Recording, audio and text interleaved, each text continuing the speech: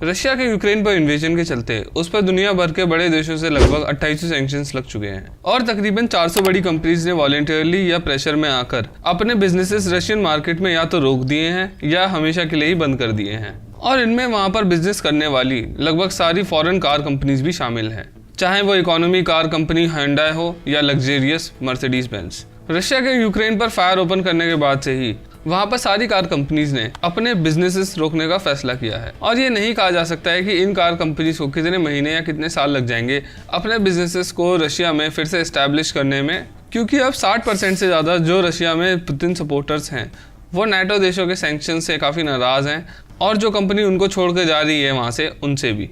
और इसी वजह से हमारे देश की टाटा और महिंद्रा के पास एक बड़ा मौका है अपने पैर इंडिया से बाहर जमाने का, जो हमारे दोनों ब्रांड्स सालों से करने की कोशिश कर रहे हैं। हम इस वीडियो में हर उस मुद्दे पे बात करेंगे जिनकी वजह से टाटा और महिंद्रा रशियन कार मार्केट में अपने पैर जमा सकते हैं, फिर चाहे वो रशियंस का फॉरेन कार ब्रांड्स को लेकर गुस्सा हो, इंडिया का इस जियोपॉलिटिकल सिचुएशन में रशिया की तरफ झुकाव हो, रशिया के खुले ऑफर्स हो इंडियन ब्रांड्स को रशिया में बिजनेस करने के लिए, या फिर इंडियन ब्रांड्स की कार कंपैटिबिलिटी हो रशियन मार्केट के लिए। आइए सबसे पहले ये समझते हैं कि रशियन ऑटो इंडस्ट्री में इस टाइम क्या चल रहा है। दरअसल जब व्लादिमीर पुतिन ने 24 फेब को यूक्रेन पर इन्वेजन करना चालू किया था, तब नाटो देशों के साथ साथ कई ब्रांड्स ने वॉलंटियरली या दबाव में आके रशिया में अपने बिजनेसेस को रोकने का फैसला किया और लगभग सारे ही फॉरेन ऑटोमेकर शामिल हैं इसके अंदर। पर ज़्यादातर ऑटोमेकर्स ने ये ना तो वॉलंटियरली किया है ना दबाव में आकर, बल्कि ये उन्हें मजबूरी में करना पड़ा है, क्योंकि बड़ी कंटेनर शिपिंग कंपनी जैसे मर्क्स और MSC ने अपने कंटेनर शिप्स को रशिया में जाने से रोक दिया है। और इसका बहुत बड़ा कारण यह है कि कंटेनर शिप्स बहुत ही आसान टारगेट्स होते हैं और कंपनीज को कई बिलियन डॉलर का नुकसान हो सकता है इनके सिंक होने से, जैसा कि हमने रिसेंटली VW ग्रुप के साथ देखा है। अब कंटेनर शिप्स के सप्लाई ना करने की वजह से सप्लाई चेन पूरी तरीके से रुक चुकी है और जो भी पार्ट्स बाहर से आने होते हैं वो अब नहीं आ सकते हैं, जिसकी वजह से रशिया में ज़्यादातर असेंबली प्लांट्स पूरी तरीके से रुक चुके हैं। इसके चलते कुछ ब्रांड्स जिनकी प्रेजेंस रशिया में बहुत बड़ी नहीं है, जैसे सुजुकी और फोर्ड, इनको तो इतना ज़्यादा नुकसान नहीं हुआ है। पर कंपनीज जिनका रशियन कार मार्केट में बहुत ही बड़ा स्टेक है, जैसे कि रेनो, जो कि 40% जिम्मेदार है रशिया में कार बेचने के लिए, उसने अपने ऑपरेशंस पर रोक लगा दी है, जो कि सप्लाई चेन डिसरप्शन की वजह से हुआ है। पर अभी भी वो उन कार्स को बेच रहे हैं जो वो पूरी तरीके से लोकली असेंबल कर सकते हैं। रेनो रशिया की एक सबसे बड़ी कार कंपनी ऑटोवास की पेरेंट कंपनी भी है, जो रशिया में सबसे ज़्यादा गाड़ियाँ बेचती है और इस कंपनी की ज़्यादातर कार रेनो की कार्स पर ही बेस्ड हैं, तो इनको बनाने में भी काफ़ी ज़्यादा दिक्कतें आ रही हैं। वहाँ दूसरी सबसे बड़ी कार मेकर है Hyundai ग्रुप, जो कि वहाँ पर 27.2% कार बेचने के लिए जिम्मेदार है। उनके लिए ये माना जा रहा है कि वो कुछ टाइम के लिए अपनी फैक्ट्रीज को बंद करके रखेंगे, again because of supply chain disruption. और वहाँ पे तीसरे नंबर पर सबसे बड़ा बिजनेस कर रही है Volkswagen ग्रुप, और उन्होंने भी अपना बिजनेस अभी रोक दिया है वहाँ पे। पर एक बात ये देखने वाली है कि वहाँ पर किसी भी कार कंपनी ने अपने बिजनेस को समेटने की बात नहीं करी है, जबकि यूरोप ने रशिया पर काफ़ी सारे सैंक्शंस लगा दिए हैं। आप ज़रूर कमेंट करिए कि आप इस बारे में क्या सोचते हैं। इसके अलावा रशिया में जो चाइनीज़ कार कंपनीज ऑपरेट करती हैं वो अभी अपने ऑपरेशंस कंटिन्यू कर रही हैं रशिया के अंदर। चाइनीज़ कार कंपनीज को छोड़ दें तो अभी ये नहीं कहा जा सकता है कि कब यूरोपियन और बाकी देशों की कार कंपनीज को रशिया में अपने ऑपरेशंस बंद करने पड़ जाए सैंक्शंस के चलते। और इन्हीं सब सैंक्शंस के चलते जो रशिया में आम जनता है वो काफ़ी नाराज़ दिखाई देती है। ऐसे कुछ वीडियोस भी कुछ दिन पहले सामने आए थे जिसमें लोग अमेरिकन प्रोडक्ट्स को तोड़ते हुए दिखाई दे रहे थे अमेरिका की तरफ अपना गुस्सा दिखाने के लिए। अब जानते हैं कि रशिया क्यों चाहता है कि इंडियन कंपनीज वहाँ पर बिजनेस करें। इंडिया ने रशिया के साथ अपनी दोस्ती के चलते UN सिक्योरिटी काउंसिल में रशिया के खिलाफ वोट करने से मना कर दिया था। India has chosen to abstain on this resolution. और इससे ये हुआ कि रशिया ने इंडिया के साथ अपने बिजनेस बढ़ाने की बात करी और इंडिया और रशिया की डिस्काउंटेड क्रूड ऑयल डील के बाद रशियन डिप्लोमेटिक रिप्रेजेंटेटिव, जिनका नाम डेनिस एलिपोव है, उन्होंने कहा है कि जो भी कंपनी रशिया को छोड़कर जा रही हैं और जो नीश वहाँ पे खाली हो रही हैं उनको इंडिया की कंपनीज फिल कर सकती हैं। और इस बयान से यही समझ आता है कि इंडिया के लिए रशिया में बिजनेस करना पहले से काफ़ी आसान होने वाला है। सिर्फ रशियन सरकार ही नहीं, रशिया के लोग भी इंडिया को बहुत ज़्यादा पसंद करते हैं और उसका छोटा सा प्रमाण है ये वीडियो।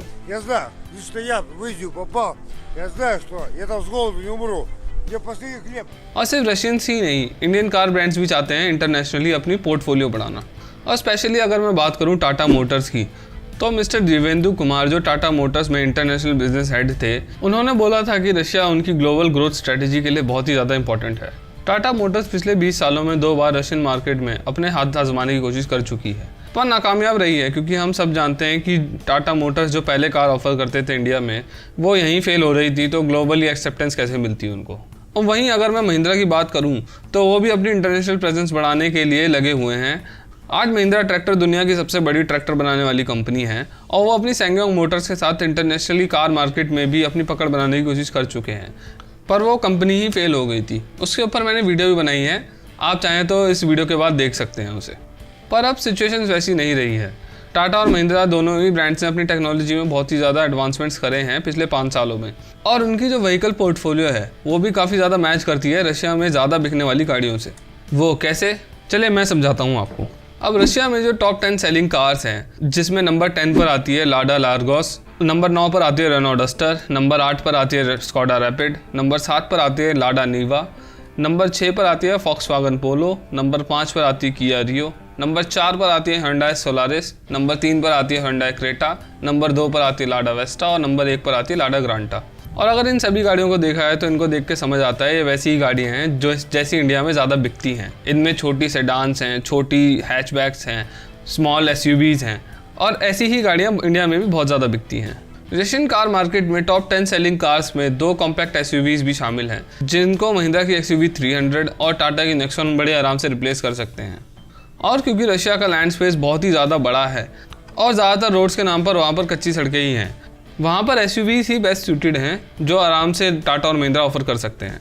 पर क्योंकि रशिया में क्लाइमेट बहुत ही ज़्यादा एक्सट्रीम है और रशिया के साइबेरिया में अक्सर -10 से -50 डिग्री के बीच में टेम्परेचर रहता है, इसलिए दोनों इंडियन कार ब्रांड्स को कई चेंजेस करने पड़ेंगे अपनी कार्स को वहाँ पर लॉन्च करने से पहले, जिसमें सबसे पहले उनको चेंज करने पड़ेंगे अपने इंजन्स। रशिया में इंडिया के मुकाबले पेट्रोल प्राइसेस आधे से भी कम है, और साइबेरिया क्योंकि बहुत ही ज़्यादा लंबा है और मुश्किल रास्तों से भरा हुआ है, वहाँ पर ड्राइव करने के लिए एक पावरफुल और मजबूत इंजन चाहिए होता है। इसीलिए जो इंजन टाटा इंडिया के हिसाब से डिज़ाइन करती है वो वहाँ पर ज़्यादा लंबे समय तक नहीं टिक पाएंगे। फॉर एग्जांपल टाटा हैरियर और सफारी को छोड़ दें तो बाकी सभी गाड़ियों में टाटा ने 3 सिलेंडर इंजन दे रखे हैं पेट्रोल में, जबकि रशियन कार्स में थोड़े बड़े और लॉन्ग लास्टिंग इंजन की ज़रूरत पड़ती है। इसलिए टाटा को अपनी कार्स में 4 सिलेंडर इंजन और कम से कम 1.5 लीटर के इंजन इंट्रोड्यूस करने पड़ेंगे। इसके अलावा क्योंकि वहाँ पर टेम्परेचर कुछ ज़्यादा ही कम होता है, इसकी वजह से वहाँ पर डीजल इंजन को यूज़ करना ज़्यादा प्रैक्टिकल नहीं रहता है, क्योंकि जो डीजल का फ्रीजिंग पॉइंट होता है वो पेट्रोल के मुकाबले बहुत ही ज़्यादा ऊपर होता है और डीजल इसके मुकाबले बहुत कम ठंड में भी जम सकता है। खैर वहाँ तो इतनी ज़्यादा ठंड पड़ती है कि वहाँ पेट्रोल भी जम जाए, इसीलिए साइबेरिया के कई पार्ट्स में रहने वाले लोग अपनी कार्स को पूरी विंटर चला ही छोड़ देते हैं या उनको गर्मी देने के लिए इस टाइप के हीटर्स लगाते हैं घर के अंदर से। पर डीजल इंजन के लिए ये भी सोल्यूशन कामयाब नहीं है। इसके अलावा रशिया में मिलने वाली ज़्यादातर कार्स ऑल व्हील ड्राइव या 4x4 होती है, चाहे वो छोटी से छोटी हैचबैक हो, सेडान हो या SUV क्यों ना हो। और ऐसा इसलिए है क्योंकि रशिया में ज़्यादातर सड़कों पर बर्फ़ जमी होती है, और अगर हम साइबेरियन रीजन की बात करें तो वहाँ पर रोड्स को मेंटेन करना बहुत ही ज़्यादा मुश्किल है, क्योंकि रशिया का टोटल लैंड एरिया बहुत ज़्यादा बड़ा है और पॉपुलेशन काफ़ी कम उसके मुकाबले। रशिया का साइज़ इतना ज़्यादा बड़ा है कि वहाँ पर एक कोने से दूसरे कोने पर जाने में ही 11 बार टाइम जोन चेंज हो जाता है, लेकिन अगर इंडिया में देखा है तो यहाँ पर सिर्फ एक ही टाइम जोन है। इसीलिए हमारे दोनों इंडियन ब्रांड्स को अपनी कार्स में 4x4 ऑप्शन देने होंगे विद डिफरेंशियल लॉकिंग। इसके अलावा अगर हम देखें तो जो रशिया में सबसे ज़्यादा बिकने वाली कार है उसमें ज़्यादा फीचर्स नहीं है और AC भी नहीं है, क्योंकि इतने ठंड में AC चाहिए किसको। रशिया में अपनी कार लॉन्च करने के लिए दोनों ब्रांड्स को अपनी कार्स में गिमिकी फीचर्स देने के बजाय ज़्यादा प्रैक्टिकल फीचर्स देने होंगे। रशिया में एक्सट्रीम वेदर होने की वजह से वहाँ पर ज़्यादातर बिकने वाली गाड़ियों में AC के बजाय इफेक्टिव हीटिंग सिस्टम होते हैं। हीटिंग विंडस्क्रीन, हीटिंग मिरर और हीटिंग सीट्स आपको छोटी से छोटी गाड़ी में देखने को मिल जाएगी वहाँ पर। ये फीचर्स रशिया में कार चलाने के लिए उतने ही ज़्यादा ज़रूरी हैं जितनी हमारे लिए हेडलाइट्स होती है रात में गाड़ी चलाने के लिए। इसके अलावा अगर हम देखें तो रशिया में एक सोवियत कार बहुत ही ज़्यादा फेमस है, उसका नाम है लाडा नीवा, जो वहाँ बिकने वाली टॉप 10 कार्स में आती है। इसमें वहाँ पिछले 45 साल में कोई भी फेसलिफ्ट नहीं आया है। रशियंस को ये कार इतनी ज़्यादा इसलिए पसंद है क्योंकि ये बिल्कुल ही बेयर बोन है। 4x4 आता है, इसमें लो रेंज है और डिफरेंशियल लॉकिंग भी अवेलेबल है और काफ़ी लाइट वेट भी है ये बाकी गाड़ियों के मुकाबले। और ऐसी ही बेसिक कार टाटा और महिंद्रा दोनों के पास भी अवेलेबल हैं। महिंद्रा चाहे तो अपनी बुलेरो को 4x4 में लॉन्च कर सकता है रशिया के अंदर विद पेट्रोल इंजन, और टाटा अपनी सूमो को रिवाइव कर सकता है पेट्रोल इंजन के साथ रशिया के अंदर। अब मैं आप लोगों से ये जानना चाहता हूँ, जैसे कि रशिया अब हमारे ब्रांड्स को बुला ही रहा है, तो क्या वॉर खत्म होने के बाद हमारी कार कंपनीज को रशिया में एंटर करना चाहिए? अपने विचार कमेंट बॉक्स में ज़रूर छोड़ें और जाते जाते इस वीडियो को लाइक करें, शेयर करें और सब्सक्राइब का बटन दबाना ना भूलें। Thank you.